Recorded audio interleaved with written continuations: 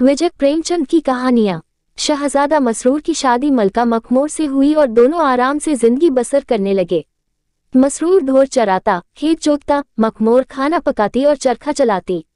दोनों तालाब के किनारे बैठे हुए मछलियों का तैरना देखते, लहरों से खेलते, बगीचे में जाकर चिड़ियों के चहचहे सुनते और फूलों के हार बनाते। न कोई फिक्र थी, न कोई चिंता थी। लेकिन बहुत दिन न गुजरने पाए थे, उनके जीवन में एक परिवर्तन आया। दरबार के सदस्यों में बुलहवस खां नाम का एक फसादी आदमी था।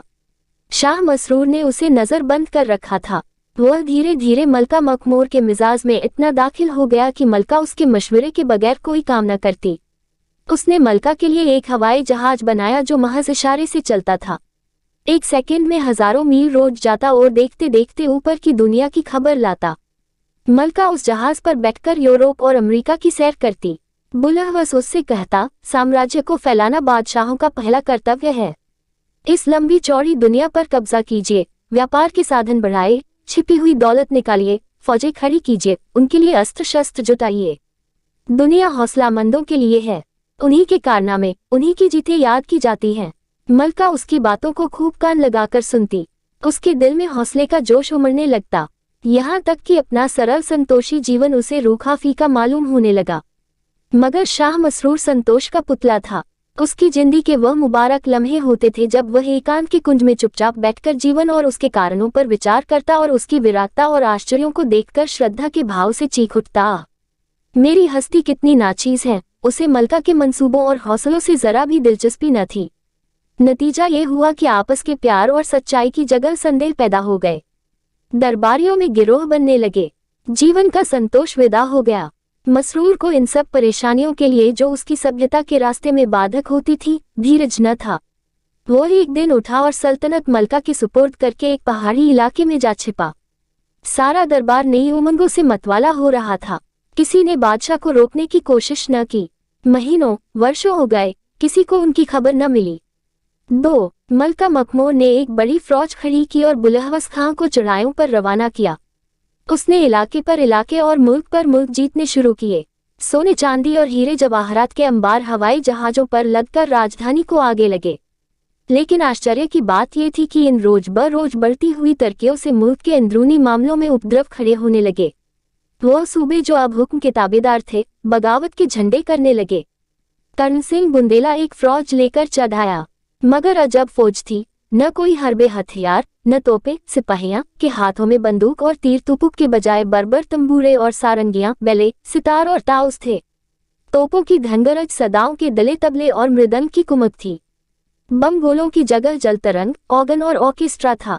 मलका मखमूर ने समझा, आन की आन में इस फौज को तितर बितर करती हूँ। लेकिन ज्यों ही उसकी फौज कर्ण सिंह के मुकाबले में अवना हुई, लुभावने, आत्मा को शांति पहुंचाने वाले स्वरों की वह बाढ़ आई, मीठे और सुहाने गानों की वह बौछार हुई कि मलका की सेना पत्थर की मर्तों की तरह आत्मविस्मृत होकर खड़ी रह गई। एक क्षण में सिपाहियों की आंखें नशे में डूबने लगी और वह हथेलियां बजा बजा कर नाचने लगे, सर हिला हिलाकर उछलने लगे। फिर सबके सब बेजान लाश की ताह गिर पड़े। और सिर्फ सिपाही ही नहीं, राजधानी में भी जिसके कानों में यह आवाजें गई वह बेहोश हो गया। सारे शहर में कोई जिंदा आदमी नजर न आता था। ऐसा मालूम होता था कि पत्थर की मूर्तों का तिलस्म है। मलका अपने जहाज पर बैठी यह करिश्मा देख रही थी। उसने जहाज नीचे उतारा कि देखो क्या माजरा है। पर उन आवाजों के कान में पहुंचते ही उसकी भी वही दशा हो गई। वो हवाई जहाज पर नाचने लगी और बेहोश होकर गिर पड़ी। जब कर्ण सिंह शाही महल के करीब जा पहुंचा और गाने बंद हो गए तो मलका की आंखें खुजी जैसे किसी का नशा टूट जाए। उसने कहा, मैं वही गाने सुनूंगी, वही राग, वही अलाप, वही लुभाने वाले गीत। हाय, वह आवाजें कहो गईं, कुछ परवाह नहीं, मेरा राज जाए पार जाए, मैं वही राग सुनूंगी। सिपाहियों का नशा भी टूटा। उन्होंने उसके स्वर मिलाकर कहा, हम वही गीत सुनेंगे, वही प्यारे प्यारे मोहक राग। बला से हम गिरफ्तार होंगे, गुलामी की बेड़ियां पहनेंगे, आजादी से हाथ धोएंगे, पर वही राग, वही तराने, वही ताने, वही धुने। 3 सूबेदार लोचनदास को जब कर्ण सिंह की विजय का हाल मालूम हुआ तो उसने भी विद्रोह करने की ठानी। अपनी फौज लेकर राजधानी पर चढ़ दौड़ा। मलका ने अब की जान तोड़ मुकाबला करने की ठानी। सिपाहियों को खूब ललकारा और उन्हें लोचनदास के मुकाबले में खड़ा किया, मगर वाहरी हमलावन फौज। न कहीं सवार, न कहीं प्यादे, न तोप, न बंदूक, न हरबे न हथियार, सिपाहियों की जगह सुंदर नर्तकियों के गोल थे और थिएटर के एक्टर, सवारों की जगह भांडों और बहुरूपियों के गोल, मोर्चों की जगह तीतर और बटेरों के जोड़ छूटे हुए थे तो बंदूक की जगह सकस और बाइस्कोप के खेमे पड़े थे। कहीं हीरे जवाहरात अपनी आफताब दिखा रहे थे, कहीं तरह तरह के चरिंदों परिंदों की नुमाइश खुली हुई थी। मैदान के एक हिस्से में धरती की अजीब अजीब चीजें, झरने और बर्फिस्तानी चोटियां और बर्फ के पहाड़, पेरिस का बाजार, लंदन का एक्सचेंज या स्टन की मंडियां, अफ्रीका के जंगल, सहारा के रेगिस्तान, जापान की गुलकारियां, चीन के दरियाई शहर, दक्षिण अमेरिका के आदमखोर, काफ की परियां, लेपलैंड के सुमूरपोश इंसान और ऐसे सैकड़ों विचित्र आकर्षक दृश्य चलते फिरते दिखाई पड़ते थे। मलका की फौज ये नजारा देखते ही बेसुध होकर उसकी तरफ दौड़ी। किसी को सर पैर का ख्याल न रहा। लोगों ने बंदूकें फेंक दी, तलवारें और किरणें उतार फेंकी और बेतहाशा इन दृश्यों के चारों तरफ जमा हो गए। कोई नाचने वालियों की मीठी अदाओं और नाजुक चलन पर दिल दे बैठा, कोई थिएटर के तमाशों पर रीझा। कुछ लोग तीतरों और बटेरों के जोड़ देखने लगे और सबके सब चित्रलिखित से मंत्रमुग्ध खड़े रह गए। मलका अपने हवाई जहाज पर बैठी कभी थिएटर की तरफ जाती, कभी सर्कस की तरफ दौड़ती, यहाँ तक कि वह भी बेहोश हो गई। लोचनदास जब विजय करता हुआ शाही महल में दाखिल हो गया तो मलका की आंखें खुली। उसने कहा, हाय, वह तमाशे कहाँ गए, वो सुंदर सुंदर दृश्य, वो लुभावने दृश्य कहाँ गायब हो गए। मेरा राज जाए पार जाए, लेकिन मैं ये सैर जरूर देखूंगी। मुझे आज मालूम हुआ कि जिंदगी में क्या क्या मजे हैं। सिपाही भी जागे। उन्होंने एक स्वर से कहा, हम वही सैर और तमाशे देखेंगे। हमें लड़ाई भिड़ाई से कुछ मतलब नहीं, हमको आज़ादी की परवाह नहीं। हम गुलाम होकर रहेंगे, पैरों में बेड़ियां पहनेंगे, पर इन दिलफरेबियों के बगैर नहीं रह सकेंगे।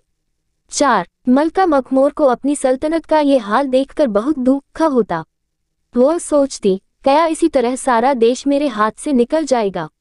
अगर शाह मसरूर ने यूं किनारा न कर लिया होता तो सल्तनत की यह हालत कभी न होती। क्या उन्हें ये कैफियतें मालूम न होंगी?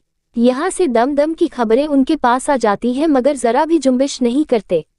कितने बेरहम हैं। खैर, जो कुछ सर पर आएगी सह लूंगी, पर उनकी मिन्नत न करूंगी। लेकिन जब वह उन आकर्षक गानों को सुनती और दूषियों को देखती तो ये दुखदायी विचार भूल जाते। उसे अपनी जिंदगी बहुत आनंद की मालूम होती। बुलहवस खां ने लिखा, मैं दुश्मनों से घिर गया हूँ। नफरत अली और कीन खां और ज्वाला सिंह ने चारों तरफ से हमला शुरू कर दिया है। तब तक और कुमक न आए, मैं मजबूर हूँ। पर मलका की फौज ये सैर और गाने छोड़कर जाने पर राजी न होती थी। इतने में 2 सूबेदारों ने फिर बगावत की। मिर्जा शमीम और रसराज सिंह दोनों एक होकर राजधानी पर चढ़े। मलका की फौज में अब न लज्जा थी न वीरता। गाने बजाने और सैर तमाशे ने उन्हें आरामतलब बना दिया था। बड़ी बड़ी मुश्किलों से सज सजाकर मैदान में निकले। दुश्मन की फौज इंतजार करती खड़ी थी, लेकिन न किसी के पास तलवार थी न बंदूक। सिपाहियों के हाथों में फूलों के गुलदस्ते थे, किसी के हाथ में इत्र की शीशियां, किसी के हाथ में गुलाब के फव्वार, कहीं लवेंडर की बोतलें, कहीं मुश्क वगैरह की बहार। सारा मैदान अता की दुकान बना हुआ था। दूसरी तरफ रसराज की सेना थी। उन सिपाहियों के हाथों में सोने के तश्त थे, जरबफ्त के खनपेशों से ढके हुए। किसी में बर्फी और मलाई थी, किसी में कोरमे और कबाब, किसी में खुबानी और अंगूर। कहीं कश्मीर की नेमतें सजी हुई थी, कहीं इटली की चटनियों की बहार थी और कहीं पुर्तगाल और फ्रांस की शराबें शीशियों में महक रही थीं। मलका की फौज ये संजीवनी सुगंध सूंघते ही मतवाली हो गई। लोगों ने हथियार फेंक दिए और इन स्वादिष्ट पदार्थों की ओर दौड़े। कोई हलवे पर गिरा और कोई मलाई पर टूटा। किसी ने कोरमे और कबाब पर हाथ बढ़ाए, कोई खुबानी और अंगूर चखने लगा, कोई कश्मीरी मुरब्बों पर लपका। सारी फौज भिखमंगों की तरह हाथ फैलाए यह नेमतें मांगती थी और बेहद चाव से खाती थी। एक एक कौर के लिए, एक चमचा फिरनी के लिए, शराब के एक प्याले के लिए खुशामदे करते थे, नाके रगड़ते थे, सिग्दे करते थे। यहाँ तक कि सारी फौज पर एक नशा छा गया, बेदम होकर गिर पड़ी। मलका भी इटली के मुरब्बों के सामने दामन फैला फैला कर मिन्नतें करती और कहती थी कि सिर्फ एक लुकमा और एक प्याला दो और मेरा राज लो, पाट लो, मेरा सब कुछ ले लो, लेकिन मुझे जी भर खा पी लेने दो। यहाँ तक कि वह भी बेहोश होकर गिर पड़ी। 5. मलका की हालत बेहद दर्दनाक थी। उसकी सल्तनत का एक छोटा सा हिस्सा दुश्मनों के हाथ से बचा था। उसे एक दम के लिए भी इस गुलामी से नजात न मिलती कि कर्ण सिंह के दरबार में हाजिर होती, कभी मिर्जा शमीम की खुशामद करती, इसके बगैर उसे चैन न आता। हाँ, जब कभी इस मुसाहिबी और जिल्लत से उसकी तबीयत थक जाती तो वह अकेले बैठकर घंटों रोती और चाहती कि जाकर शाह मसरूर को मना लाऊं। उसे यकीन था कि उनके आते ही बागी काफूर हो जाएंगे, पर एक ही क्षण में उसकी तबीयत बदल जाती। उसे अब किसी हालत पर चैन आता था। अभी तक बुलहवस खां स्वामी भक्ति में फर्क न आया था, लेकिन जब उसने सल्तनत की यह कमजोरी देखी तो वह भी बगावत कर बैठा। उसकी आजमाई हुई फौज के मुकाबले में मलका की फौज क्या ठहरती, पहले ही हमले में कदम उखड़ गए। मलका खुद गिरफ्तार हो गई। बुलहवस खां ने उसे एक तिलिस्माती कैदखाने में बंद कर दिया। सेवक हुए स्वामी बंद बैठा। ये कैदखाना इतना लंबा चौड़ा था कि कैदी कितना ही भागने की कोशिश करे, उसकी चहारदीवारी से बाहर नहीं निकल सकता था। वहां संतरी और पहरेदार न थे, लेकिन वहां की हवा में एक खिंचाव था। मलका के पैरों में न बेड़ियां थी, न हाथों में हथकड़ियां, लेकिन शरीर का अंग प्रत्यंग तारों से बंधा हुआ था। वह अपनी इच्छा से हिल भी न सकती थी। वह अब दिन के दिन बैठी हुई जमीन पर मिट्टी के घरौंदे बनाया करती और समझती यह महल है। तरह तरह के स्वांग भरती और समझती दुनिया मुझे देखकर लट्टू हो जाती है। पत्थर टुकड़ों से अपना शरीर गूंद लेती और समझती कि अब हूरे भी मेरे सामने मात हैं। वह दरख्तों से पूछती, मैं कितनी खूबसूरत हूँ। शाखों पर बैठी चिड़ियों से पूछती, हीरे जवाहरात का ऐसा गुलबन तुमने देखा है। मिट्टी की ठीकरों का अंबार लगाती और आसमान से पूछती, इतनी दौलत तुमने देखी है। मालूम नहीं इस हालत में कितने दिन गुजर गए। मिर्जा शमीम, लाचन दास वगैरह हरदम उसे घेरे रहते थे। शायद वह उससे डरते थे, ऐसा न हो ये शाह मासरूर को कोई संदेशा भेज दे। कैद में भी उस पर भरोसा न था। यहाँ तक कि मलका की तबीयत इस कैद से बेजार हो गई। वह निकल भागने की तदबीरें सोचने लगी। इसी हालत में एक दिन मलका बैठी सोच रही थी, मैं क्या हो गई। जो मेरे इशारों के गुलाम थे वह अब मेरे मालिक हैं। मुझे जिस कल चाहते हैं बिठाते हैं, जहां चाहते हैं घुमाते हैं। अफसोस मैंने शाह मसरूर का कहना न माना, यह उसी की सजा है। काश एक बार मुझे किसी तरह इस कैद से छुटकारा मिल जाता तो मैं चलकर उनके पैरों पर सिर रख देती और कहती, लौड़ी की खता माफ कीजिए। मैं खून के आंसू रोती और उन्हें मना लाती और फिर कभी उनके हुक्म से इनकार न करती।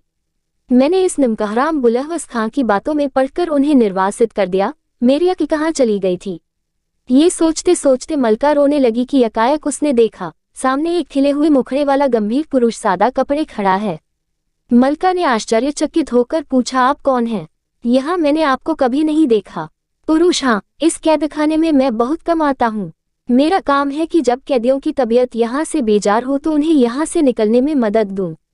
मलका, आपका नाम? पुरुष, संतोख हसन। मलमा, आप मुझे इस कैद से छुटकारा दिला सकते हैं? संतोख, हाँ, मेरा तो काम ही यह है, लेकिन मेरी हिदायतों पर चलना पड़ेगा। मलका, मैं आपके हुक्म से जौ भर भी इधर उधर न करूंगी। खुदा के लिए मुझे यहाँ से जल्द ले चलिए। मैं मरते दम तक आपकी शुक्रगुजार रहूंगी। संतोख, आप कहाँ चलना चाहती हैं? मलका, मैं शाह मसरूर के पास जाना चाहती हूँ। आपको मालूम है वह आजकल कहाँ हैं? संतोख, हाँ, मालूम है, मैं उनका नौकर हूँ। उन्हीं की तरफ से मैं इस काम पर तैनात हूँ। मलका, तो खुदा के वास्ते मुझे जल्द ले चलिए। मुझे अब यहाँ एक घड़ी रहना जी पर भारी हो रहा है। संतोख, अच्छा, तो ये रेशमी कपड़े और यह जवाहरात और सोने के जेवन उतार कर फेंक दो। बुलहवस ने इन्हीं जंजीरों से तुम्हें जाकर दिया है। मोटे से मोटा कपड़ा जो मिल सके पहन लो। इन मिट्टी के घरौंदों को गिरा दो। इत्र और गुलाब की शीशियां, साबुन की बट्टियां और यह पाउडर के डब्बे सब फेंक दो। मलका ने शीशियों और पाउडर के तड़ाक तड़ाक पटक दिए। सोने के जेवरों को उतार कर फेंक दिया कि इतने में बुलहवस खां धाड़े मार कर रोता हुआ आकर खड़ा हुआ और हाथ बांध कर कहने लगा, दोनों जहानों की मलका, मैं आपका नाचीज गुलाम हूँ। आप मुझसे नाराज हैं। मलका ने बदला लेने के अपने जोश में मिट्टी के घरौंदों को पैरों से ठुकरा दिया। ठीकरों के अंबार को ठोकरें मारकर बिखेर दिया। बुलहवस के शरीर का एक एक अंग कट कट कर गिरने लगा। वह बेदम होकर जमीन पर गिर पड़ा और दम के दम में जहनुम रसीद हुआ। संतोख हसन ने मलका से कहा, देखा तुमन, इस दुश्मन को तुम कितना डरावना समझती थी, आन की आन में खाक में मिल गया। मलका, काश मुझे ये हिकमत मालूम होती तो मैं कभी की आज़ाद हो जाती, लेकिन अभी और भी तो दुश्मन हैं। संतोख, उनको मारना इससे भी आसान है। चलो कर्ण सिंह के पास। ज्यों ही वह अपना सुर अलापने लगे और मीठी मीठी बातें करने लगे, कानों पर हाथ रख लो, देखो अदृश्य के पर्दे से फिर चीज सामने आती है। मलका कर्ण सिंह के दरबार में पहुंची। उसे देखते ही चारों तरफ से धुपद और तिल्लाने के वार होने लगे। पियानो बजने लगे। मलका ने दोनों कान बंद कर लिए। कर्ण सिंह के दरबार में आग का शोला उठने लगा। सारे दरबारी जलने लगे। कर्ण सिंह दौड़ा हुआ आया और बड़े विनय पूर्वक मलका के पैरों पर गिरकर बोला, हुजूर, अपने इस हमेशा के गुलाम पर रहम करें। कानों पर से हाथ हटाकर वर्रा इस गरीब की जान पर बनाएगी। अब कभी हुजूर की शान में ये गुस्ताखी न होगी। मलका ने कहा, अच्छा जा तेरी जा बख्शी की, अब कभी बगावत न करना वरना जान से हाथ धोएगा। कर्ण सिंह ने संतोख सिंह की तरफ प्रलय की आंखों से देखकर सिर्फ इतना कहा, जालिम तुझे मौत भी नहीं आई, और बेतहाशा गिरता पड़ता भागा। संतोख सिंह ने मलका से कहा, देखा तुमने, इनको मारना कितना आसान था। अब चलो लोचनदान के पास। जो ही वह अपने करिश्मे दिखाने लगे, दोनों आंखें बंद कर लेना। मलका लोचनदास के दरबार में पहुंची। उसे देखते ही लोचन ने अपनी शक्ति का प्रदर्शन करना शुरू किया। ड्रामे होने लगे, नर्तकों ने थिरकना शुरू किया। लालो जमुरत की कश्तियां सामने आने लगी, लेकिन मलका ने दोनों आंखें बंद कर लीं। आन की आन में वह ड्रामे और सकस और नाचने वालों के गिरोह खाक में मिल गए। लोचनदास के चेहरे पर हवाएं उड़ने लगी। निराशापूर्ण धैर्य के साथ चिल्ला चिल्लाकर कहने लगा, ये तमाशा देखो, ये पेरिस के कहूखाने, यह मिसलिन का नाच है। देखो अंग्रेज रईस उस पर कितनी उदारता से सोने और हीरे जवाहरात निछावर कर रहे हैं। जिसने ये सैर तमाशे ने देखे उसकी जिंदगी मौत से बदतर। लेकिन मलका ने आंखें न खोलीं। तब लोचनदास बदहवास और घबराया हुआ, बेद के दरख्त की तरह कांपता हुआ मलका के सामने आ खड़ा हुआ और हाथ जोड़कर बोला, हुजूर आंखें खोलें, अपने इस गुलाम पर रहम करें, नहीं तो मेरी जान पर बन जाएगी। गुलाम की गुस्ताखियां माफ फरमाएं, अब ये बेअदबी न होगी। मलका ने कहा, अच्छा जा, तेरी जान बख्शी की, लेकिन खबरदार अब सर न उठाना, नहीं तो जहनुम रसीद कर दूंगी। लोचनदास ये सुनते ही गिरता पड़ता जान लेकर भागा, पीछे फिरकर भी न देखा। संतोख सिंह ने मलका से कहा, अब चलो मिर्जा शमीम और रसराज के पास। वहां एक हाथ से नाक बंद कर लेना और दूसरे हाथ से खानों की तश्त को जमीन पर गिरा देना। मलका रसराज और शमीम के दरबार में पहुंची। उन्होंने जो संतोख को मलका के साथ देखा तो होश उड़ गए। मिर्जा शमीम ने कस्तूरी और केसर की लपटें उड़ाना शुरू की। रसराज स्वादिष्ट खानों की तश्त सजा सजाकर मलका के सामने लाने लगा और उनकी तारीफ करने लगा, ये पुर्तगाल की 3 आंच दी हुई शराब है, इसे पिए तो बुढ़ा भी जवान हो जाए। ये फ्रांस का शैंपेन है, इसे पिए तो मुर्दा जिंदा हो जाए। यह मथुरा के पेड़े हैं, उन्हें खाए तो स्वर्ग की नेमतों को भूल जाए। लेकिन मलका ने एक साथ से नाक बंद कर ली और दूसरे हाथ से उन तश्तों को जमीन पर गिरा दिया और बोतलों को ठोकरें मार मार कर चूर कर दिया। जो जो उसकी ठोकरें पड़ती थीं, दरबार के दरबारी चीख चीख कर भागते थे। आखिर मिर्जा शमीम और रसराज दोनों परेशान और बेहाल, सर से खून जारी, अंग अंग टूटा हुआ, आकर मलका के सामने खड़े हो गए और गिड़गिड़ाकर बोले, हुजूर गुलामों पर रहम करें। हुजूर की शान में जो गुस्ताखियां हुई हैं उन्हें मुआफ फरमाएं, अब फिर ऐसी बेअदबी न होगी। मलका ने कहा, रसराज को मैं जान से माना चाहती हूँ, उसके कारण मुझे जलील होना पड़ा, लेकिन संतोख सिंह ने मना किया, नहीं, इसे जान से न मारिए, इस तरह का सेवक मिलना कठिन है। यह आपके सब सूबेदार अपने काम में यकता हैं, सिर्फ इन्हें काबू में रखने की जरूरत है। मलका ने कहा, अच्छा जाओ, तुम दोनों की भी जान बख्शी की, लेकिन खबरदार अब कभी उपद्रव मत खड़ा करना वरना तुम जानोगे। दोनों गिरत पड़ते भागे, दम के दम में नजरों से ओझल हो गए। मलका की रियाया और फौज ने भेंटें दी, घर घर शादियाने बजने लगे। चारों बागी सूबेदार शहरपनाह के पास छापा मारने की घात में बैठ गए, लेकिन संतोख सिंह जब रियाया और फौज को मस्जिद में शुक्रिया की नमाज अदा करने के लिए ले गया तो बागियों को कोई उम्मीद न रही, वह निराश होकर चले गए। जब इन कामों से फुर्सत हुई तो मलका ने संतोख सिंह से कहा, मेरे पास अल्फाज नहीं में इतनी ताकत है कि मैं आपके एहसानों का शुक्रिया अदा कर सकूं। आपने मुझे गुलामी ताकत से छुटकारा दिया, मैं आखिरी दम तक आपका जस गाऊंगी। अब शाह मसरूर के पास मुझे ले चली, मैं उनकी सेवा करके अपनी उम्र बसर करना चाहती हूँ। उनसे मुंह मोड़कर मैंने बहुत जिल्लत और मुसीबत झेली, अब अभी उनके कदमों से जुदा न होंगी। संतोख सिंह, हाँ चलिए, मैं तैयार हूँ, लेकिन मंजिल सख्त है, घबराना मत। मलका ने हवाई जहाज मंगाया, पर संतोख सिंह ने कहा, वहाँ हवाई जहाज का गुजर नहीं है, पैदल पड़ेगा। मलका ने मजबूर होकर जहाज वापस कर दिया और अकेले अपने स्वाति को मनाने चली। वह दिन भर भूखी प्यासी पैदल चलती रही। आंखों के सामने अंधेरा छाने लगा, प्यास से गले में कांटे पड़ने लगे, कांटों से पैर छलनी हो गए। उसने अपने मार्गदर्शक से पूछा, अभी कितनी दूर है? संतोख, अभी बहुत दूर है, चुपचाप चली आओ, यहाँ बातें करने से मंजिल खोटी हो जाती है। रात हुई, आसमान पर बादल छा गए, सामने एक नदी पड़ी, किश्ती का पता न था। मलका ने पूछा, किश्ती कहाँ है? संतोष ने कहा, नदी में चलना पड़ेगा, यहाँ किश्ती कहाँ है? मलका को डर मालूम हुआ, लेकिन वह जान पर खेलकर दरिया में चल पड़ी। मालूम हुआ कि सिर्फ आंख का धोखा था, वह रेतीली जमीन थी। सारी रात संतोख सिंह ने एक क्षण के लिए भी दम न लिया। जब भोर का तारा निकल आया तो मलका ने रोकर कहा, अभी कितनी दूर है, मैं तो मरी जाती हूँ। संतोख सिंह ने जवाब दिया, चूप चांद चली आओ। मलका ने हिम्मत करके फिर कदम बढ़ाए। उसने पक्का इरादा कर लिया था कि रास्ते में मर ही क्यों न जाऊं, पर नाकाम न लौटूंगी। उस कैद से बचने के लिए वह कड़ी मुसीबतें झेलने को तैयार थी। सूरज निकला, सामने एक पहाड़ नजर आया जिसकी चोटियां आसमान में घुसी हुई थी। संतोख सिंह ने पूछा, इसी पहाड़ी की सबसे ऊंची चोटी पर शाह मसरूर मिलेंगे, चढ़ सकोगी? मलका ने धीरज से कहा, हाँ, चढ़ने की कोशिश करूंगी। बादशाह से भेंट होने की उम्मीद ने उसके बेजान पैरों में पर लगा दिए। वह तेजी से कदम उठाकर पहाड़ों पर चढ़ने लगी।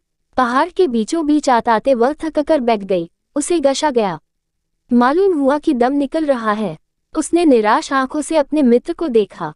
संतोख सिंह ने कहा, एक दफा और हिम्मत करो, दिल में खुदा की याद करो। मलका ने खुदा की याद की। उसकी आंखें खुल गईं। वह फुर्ती से उठी और एक ही हल्ले में चोटी पर जा पहुंची। उसने एक ठंडी सांस ली। वहां शुद्ध हवा में सांस लेते ही मलका के शरीर में एक नई जिंदगी का अनुभव हुआ। उसका चेहरा दमकने लगा। ऐसा मालूम होने लगा कि मैं चाहूं तो हवा में उड़ सकती हूं। उसने खुश होकर संतोख सिंह तरफ देखा और आश्चर्य के सागर में डूब गई। शरीर वही था, पर चेहरा शाह मसरूर का था। मलका ने फिर उसकी तरफ अचरज की आंखों से देखा। संतोख सिंह के शरीर पर से एक बादल का पर्दा हट गया और मलका को वहां शाह मसरूर बड़े नजर आए। वही हल्का नीला कुर्ता, वही गेरुए रंग की तरह। उनके मुखमंडल से तेज की कांति बरस रही थी। माथा तारों की तरह चमक रहा था। मलका उनके पैरों पर गिर पड़ी। शाह मसरूर ने उसे सीने से लगा लिया। जमाना अप्रैल 1918।